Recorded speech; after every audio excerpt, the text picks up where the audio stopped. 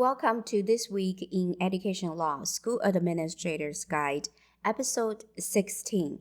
This week, I'll focus on two connected cases that came from how school administrators handled a school employee's sexual abuse. The first case was about school administrators' alleged retaliation against a teacher who reported a teacher's aide sexual grooming and obsession with some of the minor students. The second case was about the school administrator's petition that alleged the state commission's investigation exceeded their jurisdiction by commencing an internal review based on a news article about the teacher's retaliation lawsuit. Let me introduce the first case. John Villani was a special education teacher who was employed by the Palm Springs Unified School District in California. In January 2012, Villani worked as a probationary intern at the Center for Learning and Development in the school district. He taught special education to elementary school children with behavioral and developmental difficulties. David Yoder was one of Villani's classroom aides. According to Villani, Yoder took an uncomfortable personal and physical interest in young boys. Villani became concerned when Yoder and another classroom aide began talking about two boys had sex at a residential home for boys. Yoder continued to ask the other aide questions about this act, even when the students showed up in the classroom. Acting on his concern, Villani informed his supervisor, Deborah Sather, about Yoder's obsession with young boys.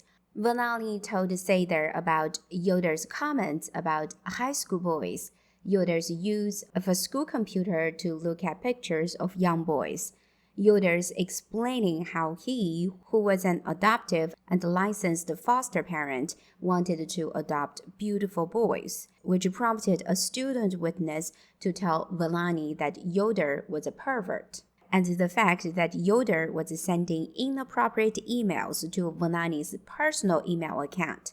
In those emails, Yoder discussed how he liked to entertain boys from the residential home at his own home and how they craved kisses and hugs. Sather explained to Villani that she had no way to stop the emails because they were on outside accounts. Sather told Villani that he would need to inform Yoder not to send the emails because they were not welcome. Villani also conveyed his concerns about Yoder to Kathy Little, who was the director of special education as well as Sather's boss. In December 2012, Villani informed Little that it has been very difficult working with Yoder and who would not stop sharing his personal life and his relations with his foster kids. Villani admitted that he was frustrated with Yoder's demeanor and that managing him was not easy. Around February 2013, Villani informed Sather that a 7-year-old student stated he had spent the night at Yoder's home. Sather met with the student's mother, Yoder, and others to investigate. Sather concurred with Villani's concern about Yoder's contact with the student and the mother because teachers are the ones that communicate with parents, not instructional aides. Around April 2013, Little directed Yoder to cease any conversations during school hours regarding his personal relationship with any student's family, to cease electronic communication with any student's parents on any issue related to the classroom, and to redirect any questions posed by a parent back to Villani. Around May 2013, Villani sent Sather and Little a log of Yoder's contact between March 11 to May 7, 2013. Sather immediately responded by asking Villani to send future notes and logs to her daily or not less than weekly. Based on Villani's log, Sather and Little issued a written warning to Yoder on May 30, 2013. Although Villani was concerned about Yoder and had complained about his behavior, Villani never informed Sather that he suspected Yoder of committing a crime or that Yoder was doing anything in his home to molest little boys. Villani's first suspected Yoder of doing something inappropriate with young boys was around March 2013. Villani called Child Protective Services and told them there was a paraprofessional that had an emotionally disturbed student from his class sleeping at his house. Upon telling Sather that he had called Child Protective Services about Yoder, she replied, "Good job." After the Center for Learning and Development program was closed, Villani was transferred to a district elementary school in August 2013. Villani no longer had any interaction with Yoder, who was transferred to a district high school. At the elementary school, Villani was under the direct supervision of the school principal, Simone Kovacs. The student who spent the night at Yoder's home was also moved to the same elementary school. One day, the student walked into the classroom talking on his cell phone and told Villani that he was talking to Yoder.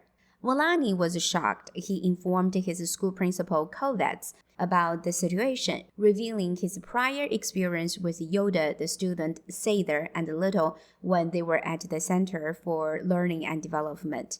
The school principal responded by letting the student have the cell phone. Villani was not informed that Yoder was in the progress of becoming the student's guardian, and during the 2013 to 2014 academic year, Yoder held the student's educational rights. In November 2013, Villani was informed that he needed a letter from the district extending his internship.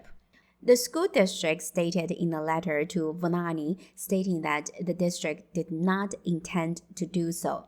In the same letter, the school district stated, effective January 1st, 2014, you'll be placed on unpaid leave and the board will take action to non-re-elect you from employment pursuant to law. Villani was directed to contact the Assistant Superintendent of Human Resources to present any information which may change this determination. Villani contacted the Assistant Superintendent, who authorized an extension of Villani's internship. On January 7, 2014, the school principal scheduled Villani to observe a behavior management system being implemented in one of the district's mid and moderate classes on January 10th. The school principal visited Villani's classroom a few times. She spoke with Villani on February 3rd and summarized their conversation in a memorandum dated February 11th. According to the summary, the school principal expressed concerns about Villani's absences from the classroom and the failure to provide lesson plans for his substitute teacher. Via email, the school principal informed Villani that beginning the week of February 3rd, she would use a walkthrough for feedback.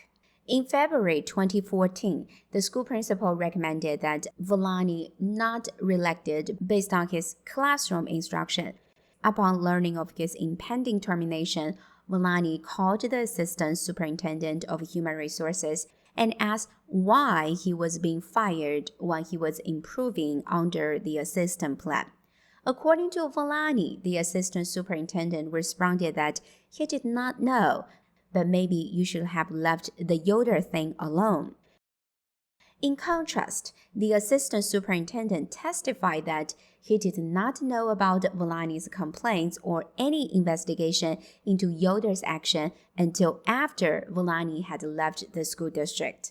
Instead of termination, Villani submitted a letter of resignation at the end of the academic year. Villani was placed at an alternative high school to finish the year, but he was not given any work to do. In November 16, Villani filed a lawsuit against the school district for violation of labor code. He alleged that the school district retaliated against him and terminated his employment as a probationary intern special education teacher because he complained about his co-worker's conduct with a student.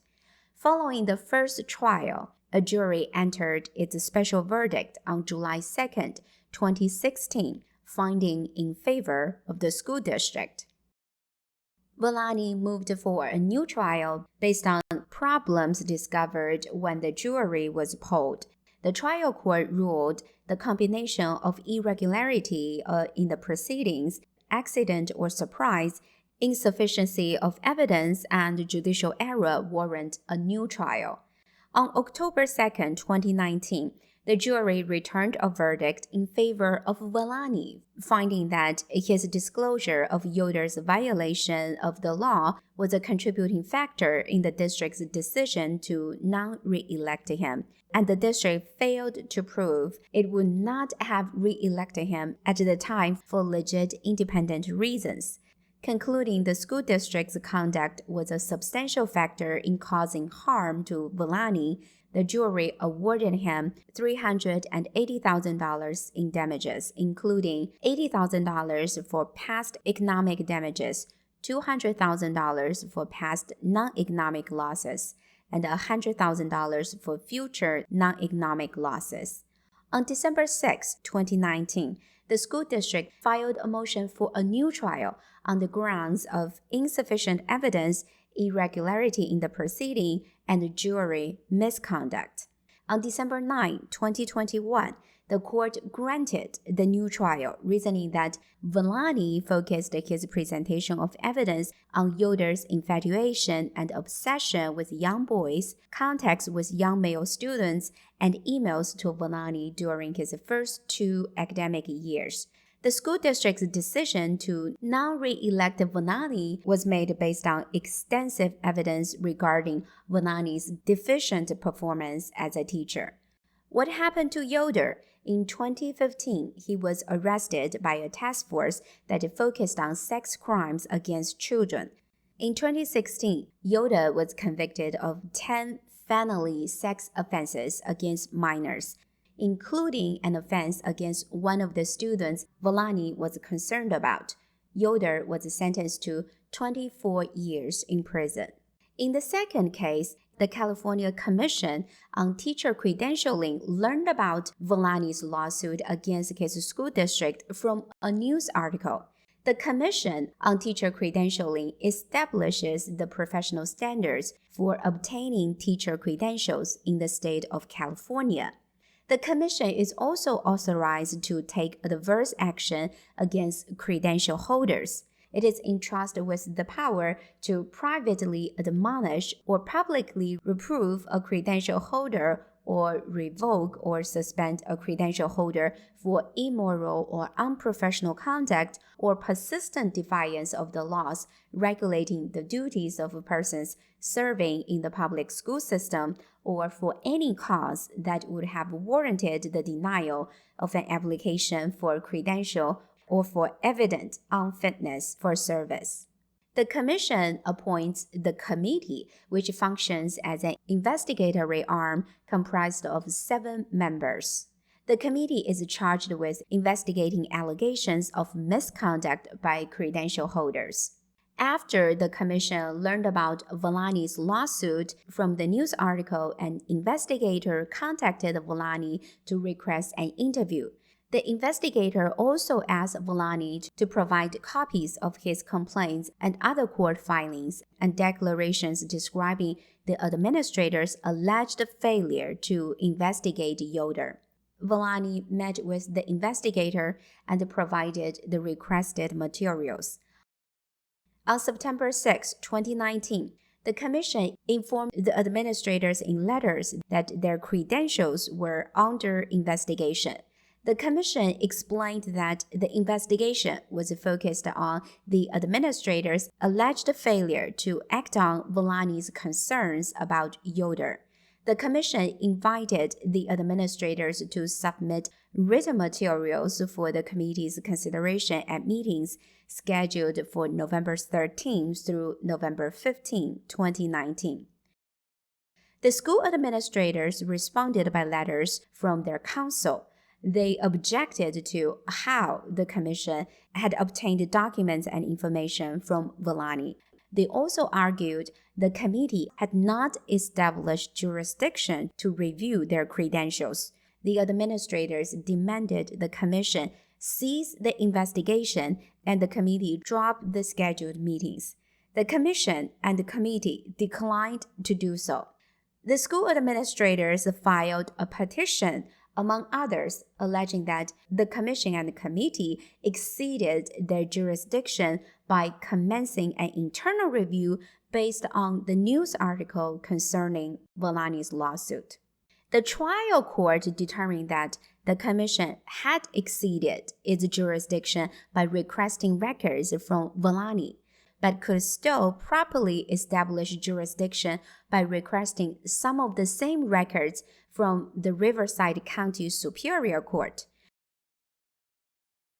The trial court explained, "It seems kind of like a futile or an idle act, but I think technically it all comes down to you need to cross all the T's and dot all the I's." The trial court entered a temporary restraining order and a preliminary injunction suspending the commission's investigation. The commission and committee filed an appeal at the Court of Appeal of the State of California, the 3rd Appellate District. The commission and committee argued the trial court misinterpreted the statute, which would authorize the commission to pick up the phone and contact a private citizen prior to commencing an initial review. However, the Court of Appeal reasoned that the trial court's interpretation was correct and the commission was not authorized to reach out to Villani as part of its pre-jurisdictional investigation.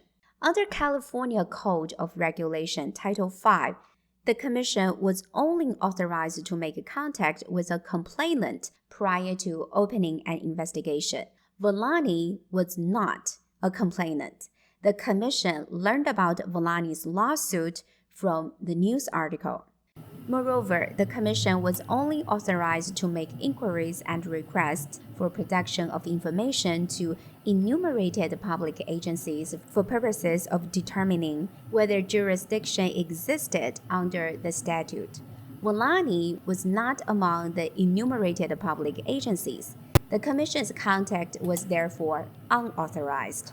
The Court of Appeal determined that the 3 school administrators were entitled to recover their costs on appeal. In this video, I introduced 2 connected cases that came from how school administrators handled a school employee's sexual abuse. In the first case, the Court of Appeals of California granted the 3rd jury trial in December 2021 about Villani's wrongful termination case. In the second case, the Court of Appeal determined that the commission exceeded its jurisdiction by requesting records from Villani into the 3 administrators named in the Villani's lawsuit. I hope the 2 cases introduced today are helpful for your daily work. I'll see you next week in This Week in Education Law, School Administrator's Guide.